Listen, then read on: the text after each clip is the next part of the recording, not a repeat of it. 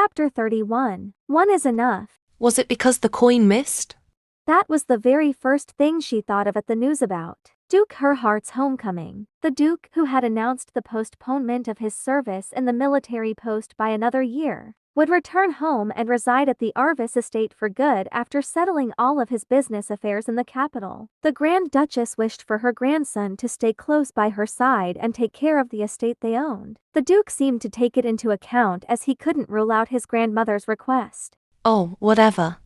Layla stretched her apron and laced it tightly around her waist. The matter had nothing to do with Hurt though. She merely lamented that her bouncing gold coin had hindered her wish from coming true. Please don't let me run into Duke Herhardt again. Layla fervently prayed as she threw the last gold coin he had given her onto the fountain. Since last summer, after he left Arvis estate, Matias hadn't returned for a single-day visit till the end of the year. Layla thought her prayer had been granted by all means. The peaceful days of her life would last until his military service was over, and she would have already left Arvis by the time he returned home. Layla fell into a daze for a moment, but soon, she shook her head and walked out towards the backyard. Besides, her wish would likely come true since she would have already left the Arvis forest by the time the Duke arrived back from his trip. The moment her morning routine was winding down, Phoebe, the mountain pigeon, returned from the Etman's house, bringing a letter from Kyle that was attached to its ankle. My mom wants to invite you to dinner tonight. See, Layla, I was right, huh? She could hear Kyle's voice in the letter. After seeing her anxiety, Kyle had reassured her a million times that his mother would like her and that she would be accepted in his family. Everything will be fine. He soothed her. When the autumn dawned, they would become a campus couple and enjoy their college years together happily, very happily. Uncle, I'll have dinner at Etman's house tonight. Layla approached Uncle Bill, who had just gotten home from work. Mrs. Etman invited me. Look, what did I say before? Said Bill in a raspy voice, reiterating the same thing Kyle had said in the letter. Didn't I tell you that everything would be all right? Looking upon his gleeful face, Layla also gave a soft smile of her own. Her heart was pounding. She put her faith in his words and was looking forward for tonight's dinner. The evening sun had cast long shadows on the ground when Matias arrived in Arvis Manor. The tension didn't escape the faces of the waiting staff in line. When the car transporting him appeared in front of the lobby, everything was in the groove.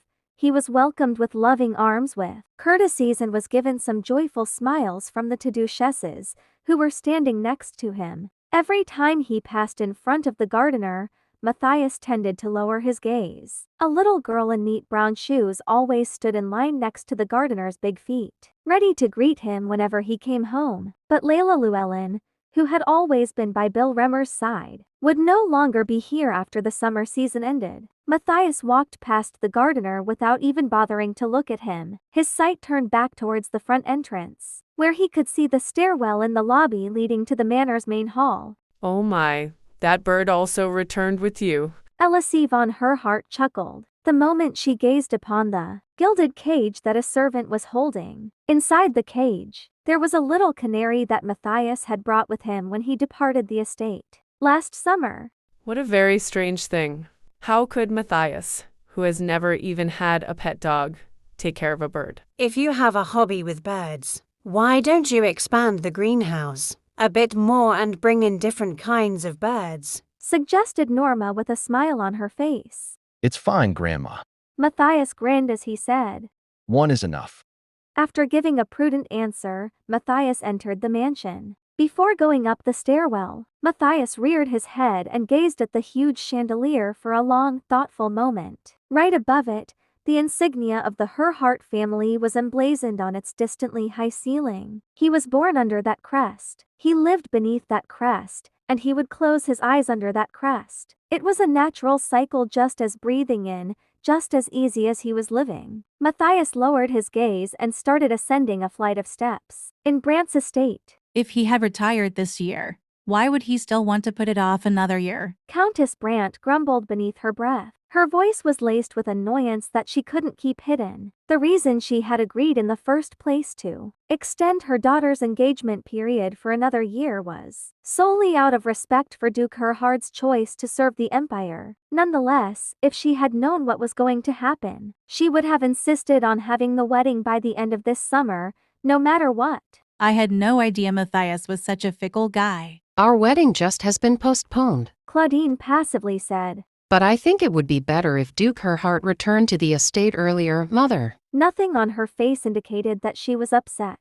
You seem so relaxed. This mother of yours is very worried to see her daughter unable to marry this year. Is there any reason to be concerned? It is better to take the time to properly prepare rather than have a wedding that is less than perfect due to hastiness. 1 year is a long period of time, Claudine. How do you know what might happen within a year? Think about last year, Mother. A year passed in a flash and peacefully. We just have to wait 1 more year. Wedding preparations will also be easier if Duke Herhardt stays on the estate. Claudine, men aren't to be trusted, and engagement isn't a binding commitment like marriage. He's Matias von Herhardt, Mother. With a nonchalant face, Claudine added, He is Duke Herhardt, a man who will never love anyone but himself. Claudine might as well have been feeling uneasy about her wedding if she hadn't heard the news that Layla and the doctor's son were getting married. But now that Layla Llewellyn was a fly in the ointment no longer, her mother's worries were nothing more than the elderly's fuddy-duddy fears. For him, this engagement is also a symbol of pride for the Herhardts. There's no one who can get in the way.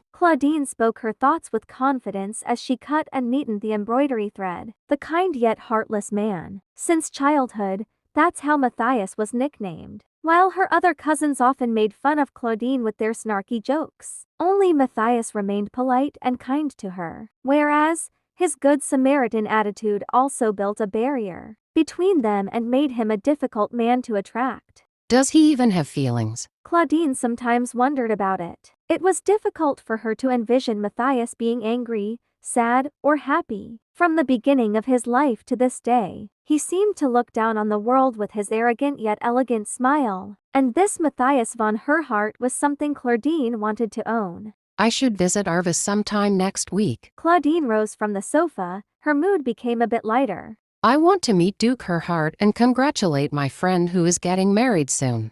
It's for both of these reasons. A friend who's getting married. Oh my goodness. By friend, did you mean the gardener's orphan? Countess Brandt gave a fretful mowie. Claudine smiled without a hitch to her mother and said, Layla is my friend. Of course, I have to give my old friend a wedding present. In the evening at Arvis cottage, Layla wrapped herself in a white dress she had bought in Rats after so much consideration when she traveled there to take the exam. Her golden hair was nicely braided, and she adorned the end of her hair with her favorite ribbon. This was not her first visit to the Ettman household, but Layla felt uneasy for some reason. Her insides felt queasy as if this was her first. The thought of her upcoming marriage to Kyle exacerbated her nerves, and the fact that the person who personally invited her was Kyle's mother further added to her concerns. Uncle, how do I look? Layla walked out of her room. She stood in front of Bill and asked with a solemn expression. Bill, who was mellowing out by the opened window, looked at Layla and grinned widely. Woo-ho! Since you're going to get married soon, it seems you're going all out in dressing up unlike before. It's not like that. I'm just really nervous about meeting Mrs. Ettman. Goodness me! Haven't you already met Mrs. Ettman once or twice before? But today is a special event. There's nothing to worry about. It won't be a problem. You just have to be yourself, Layla.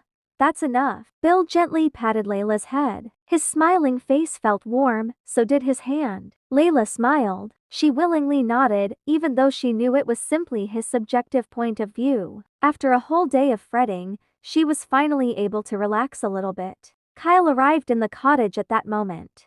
Kyle, Perfect. Kyle lauded her before Layla could raise a question. Just be yourself. He cracked a smile. His gaze was warm, identical to Uncle Bill's. That's all you need, Layla. Kyle reassured her. Well, someone else had said precisely the same thing as you did. Layla giggled as she witnessed two people with the same expression, and said say very similar the exact same things. What? Who? What kind of person? Don't talk crap and get going, you little prick. Bill smacked Kyle on the back with all his might. Kyle staggered back and turned around, his face scrunched up. But, uncle, some jerk is hitting on her. That jerk is me. So though.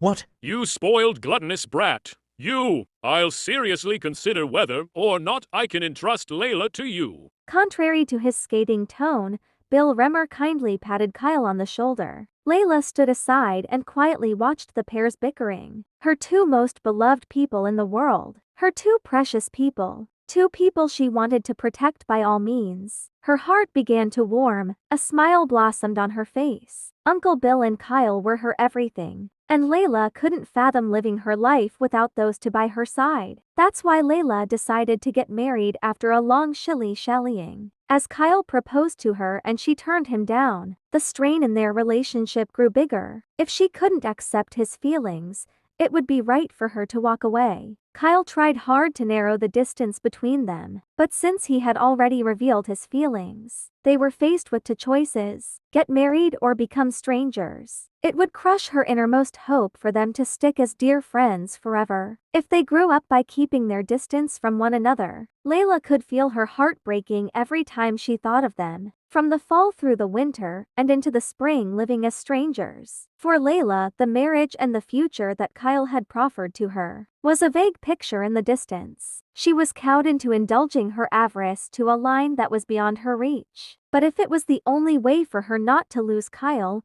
Layla wanted to be brave. It was late spring, after Duke Herhardt had insulted her until she cried her eyes out. Layla finally made up her mind. On that night, she dumped his gold coins into a fountain, because she didn't desire anything he had given to her. Then she saw Kyle's face, who had come searching for her soon after that. The moment she met Kyle, all of the sadness and grief in her heart were wholly forgotten. He stood out like a beacon of light amidst a dark forest, like the warm light from Uncle Bill's cottage, which always awaited her return, and belighted her voyage through the dark forest trail. That glint of light became her solace and comforted all of her wounds, that the world beyond the forest had given to her. Wontedly, Kyle and Bill's futile argument ended with a jolly laugh. With a lingering peel of a smile still hardened on his face, Kyle walked up to her. Let's go, Layla. Kyle reached out his hand to her. With some reluctance, Layla grabbed the tip of his. Kyle held his gaze at her for a long moment. He grinned and then gently took her hand. So intimate and in such a tight hold, though the changing of their relationship was still very awkward and embarrassing. Layla didn't brush off his hand, because he was Kyle, the person she didn't want to lose.